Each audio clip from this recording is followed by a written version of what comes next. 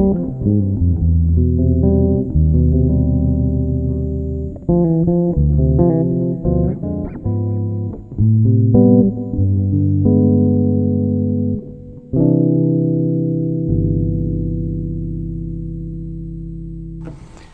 guys, how's it going? Muthurajah here, back with a new video lesson for you all. In today's lesson, I want to take a very fundamental harmonic approach to learning the bass guitar.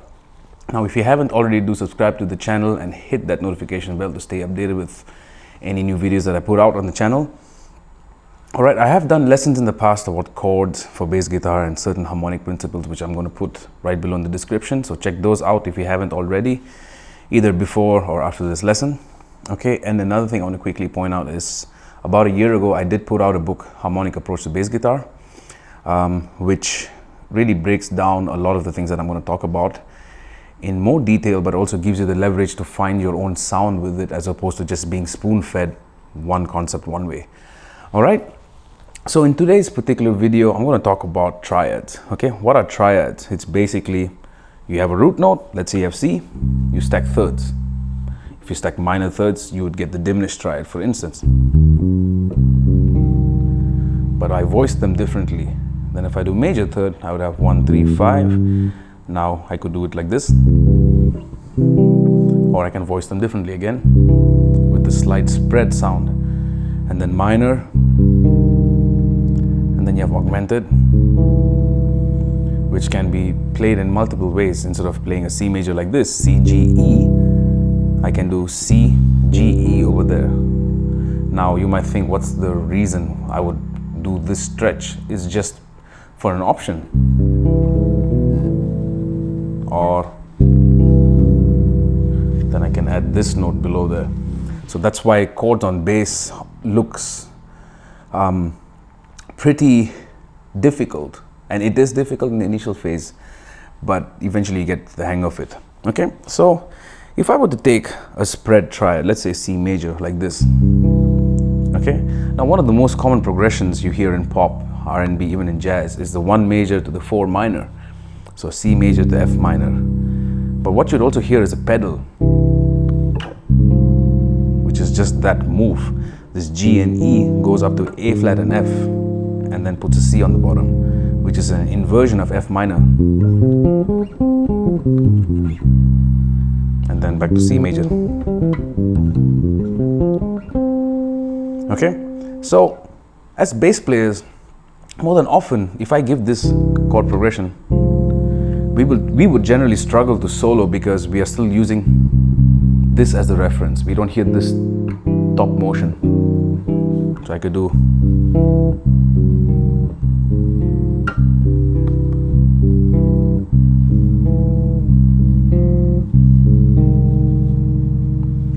But all of this is happening over this pedal.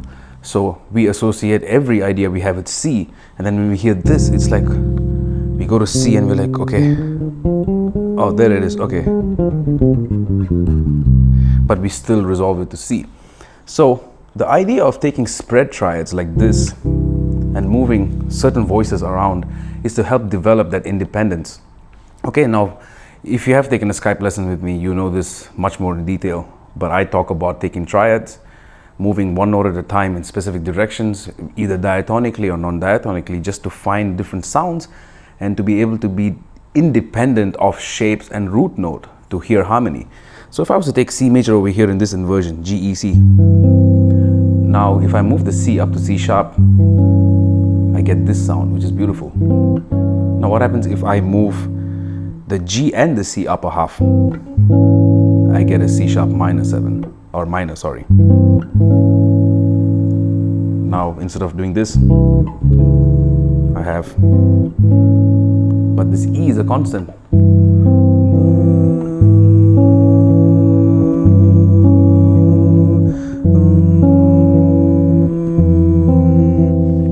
Now I'm constantly moving, using this one note as that anchor now.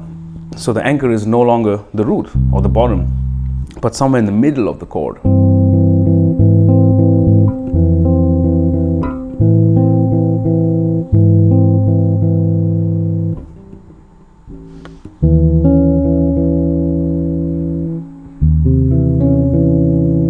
This is super strange chord. I don't even know what to call it, and my hand hurts, so I should let go. Anyway, idea is simple. Take a triad, any triad that you know, move one note at a time in any direction in a half-step motion. Then move two notes at a time in a half-step motion. And then once you're comfortable, whole step.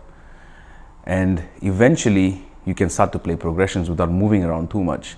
If I were to tell you that this is, now let me see.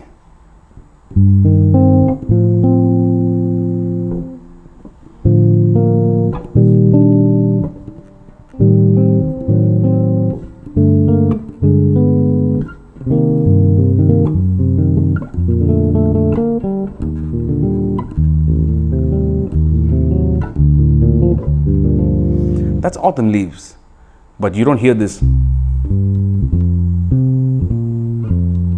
which is not a bad thing to do this.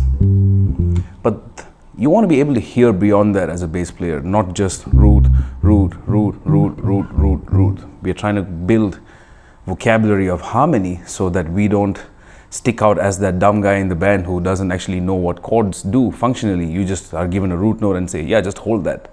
At most, you play a fifth. But if you have more knowledge, you'll be able to do more things. Whether you choose to do them, that's a different story, but at least you are aware and you know what you can do. So I'm all about that. I'm all about having the options and then exploring opportunities. I don't have to just puke out all my options just because I know it. So you don't do things just because you know it. You do it because it works, and maybe there is a reason why you're doing it.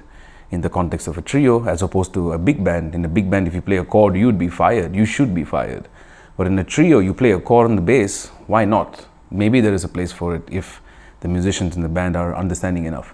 All right, so I hope you get something out of this, and I will see you guys with the next lesson pretty soon. Until then, I'll see you all in the shed. Peace.